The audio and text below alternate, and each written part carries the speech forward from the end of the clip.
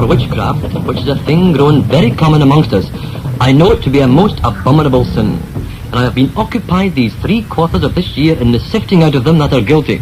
We are taught by the laws both of God and men that this sin is most odious and punishable by death.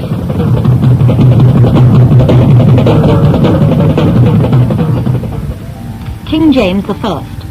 He holds a lot of responsibility for the witch hunts that mounted up in this country during the 17th century. Henry VIII first introduced a statute against witchcraft, but in 1604 King James' Act against conjuration, witchcraft, and dealing with evil and wicked spirits paved the way for the witch hunters. If any person or persons shall use, practice, or exercise any invocation or conjuration of any evil or wicked spirit, or take any dead man or child out of his or her grave,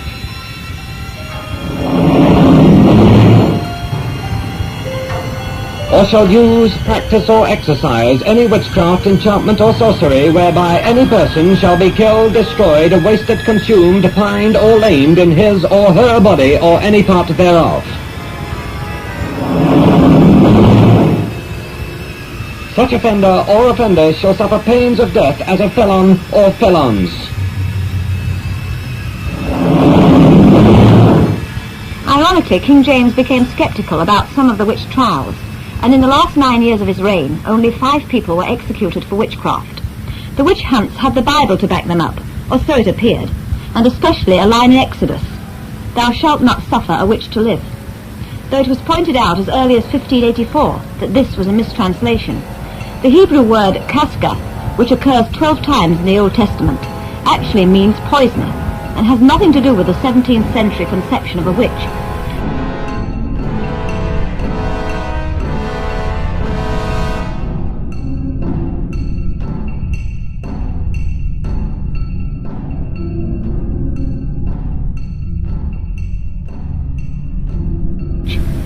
The witch scare, which had started in Europe under the influence of Calvin, came to Britain with a vengeance. Absurd confessions were put into the people's mouths, and they went to their deaths. But the land is full of witches. They abound in all places. I have hanged 5 or 26 of them. Few of them would confess it. Some of them did. She confessed that the devil did appear to her in the shape of a little dog, and bid her to forsake God and lean to him. She called her devil by the name of Bunny. Their malice is great, their practice devilish, and if we do not convict them, they will in a short time overrun the whole land. She further said that her retainer Bunny carried Thomas Gardler out of a window, who fell into a cesspool.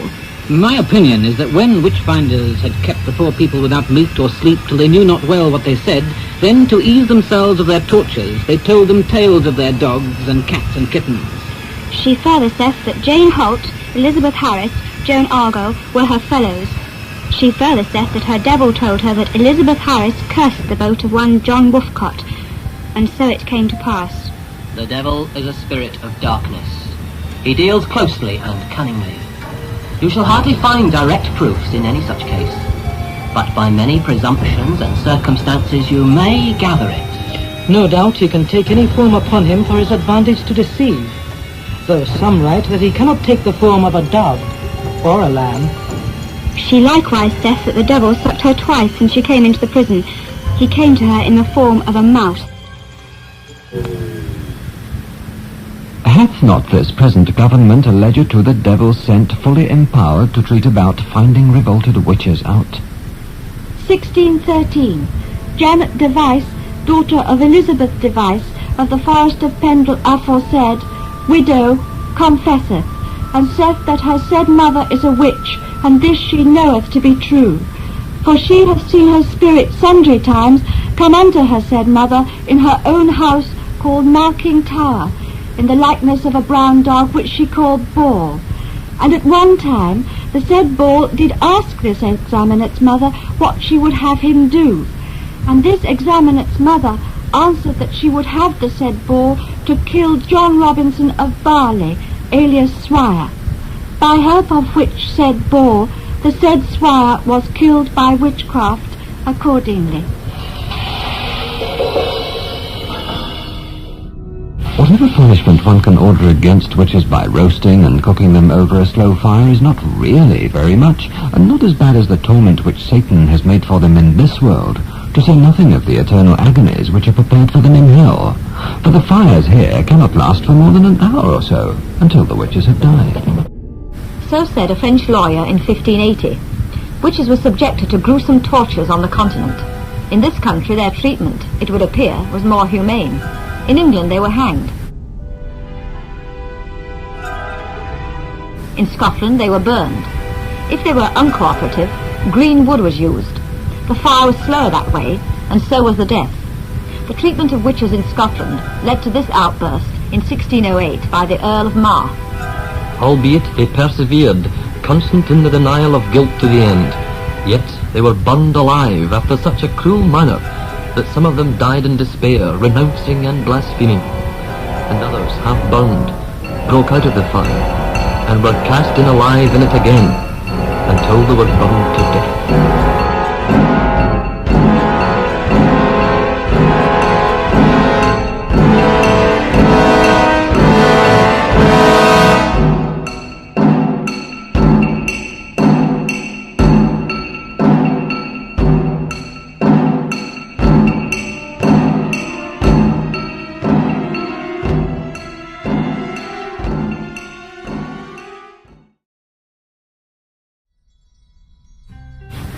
Torture was not allowed in England, but Matthew Hopkins, who called himself the Witchfinder General, discovered a way round this. He found it in Demonology, the book written by James I, which was regarded as the guide to witch hunters. There are two other good helps that may be used in their trial.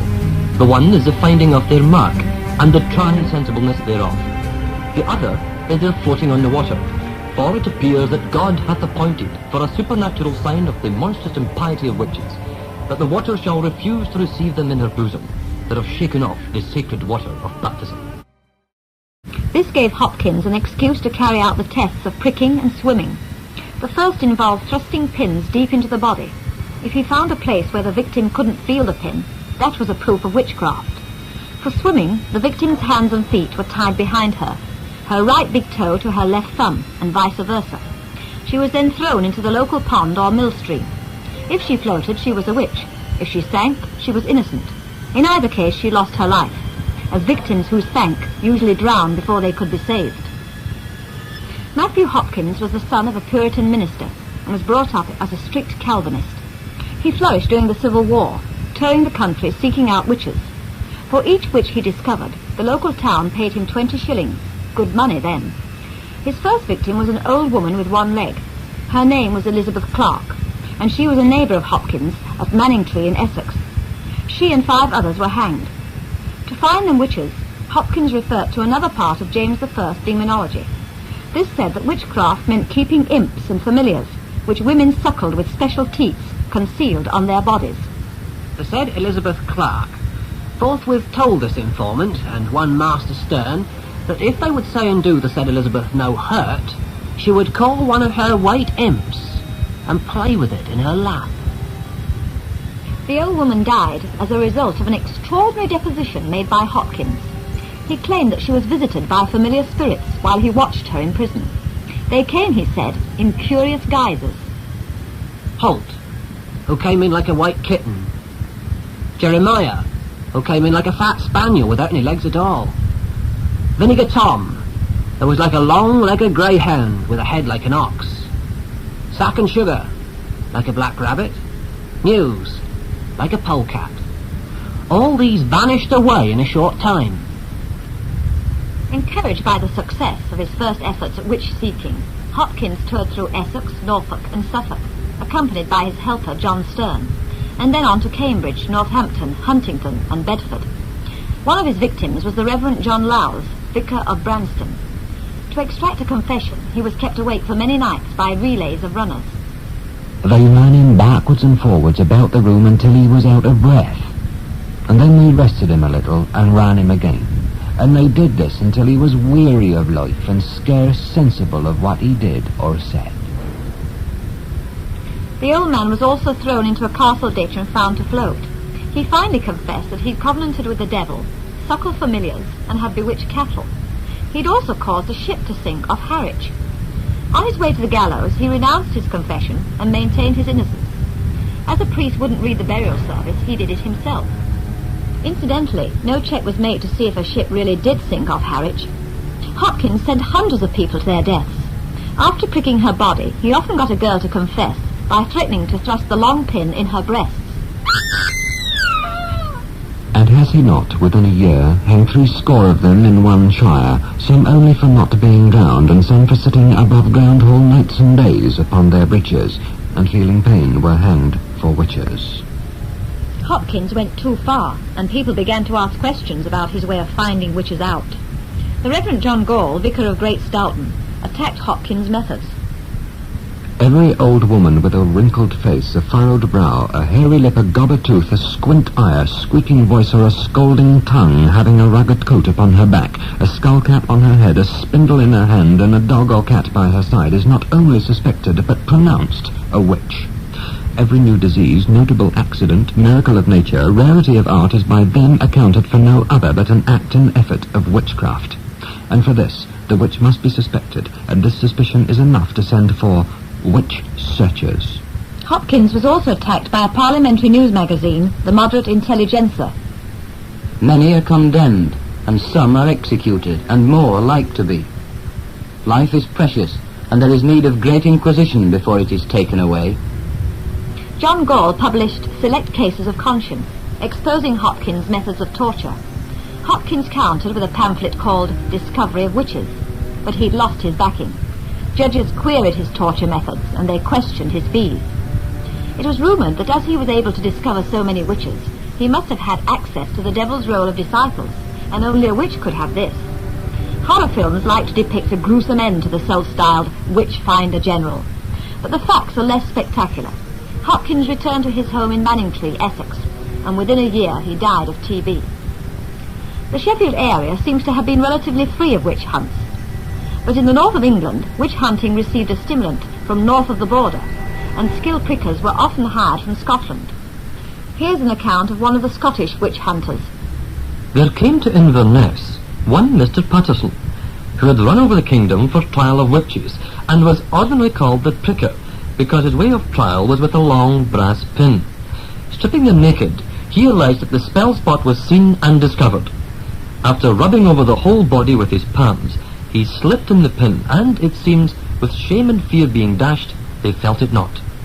But he left it in the flesh, deep to the head, and desired them to find and take it out. It is sure some witches were discovered, but many honest men and women were blotted and broke by this trick. This villain gained a great deal of money, having 2 servants. At last he was discovered to be a woman, disguised in man's clothes. A lot of innocent people went to their deaths because of lies told by children under oath. It started with the trial of the Warboy witches in 1593, when 5 hysterical girls sent an old couple and their daughter to the gallows. 4 years later, William Summers, known as the Boy of Nottingham, accused 13 women of bewitching him. He was, however, exposed, and confessed he'd learnt how to act as though bewitched from a chapbook on the Warboy witches. In Leicester in 1616, 9 people were hanged before 13-year-old John Smith was found to be an impostor who'd faked being bewitched. The classic case of children as accusers occurs at Salem in Massachusetts. 22 people were executed for witchcraft due to the pranks of several hysterical girls who became known as the witch bitches. 14 years later, the girls' ringleader, Anne Putnam, confessed. It was a great delusion of Satan that deceived me in that sad time, where I justly fear I have been instrumental to bring upon myself and this land the guilt of innocent blood. In this country, scepticism about the witch hunts and the lack of concrete evidence involved grew towards the end of the 17th century. But the trials still went on.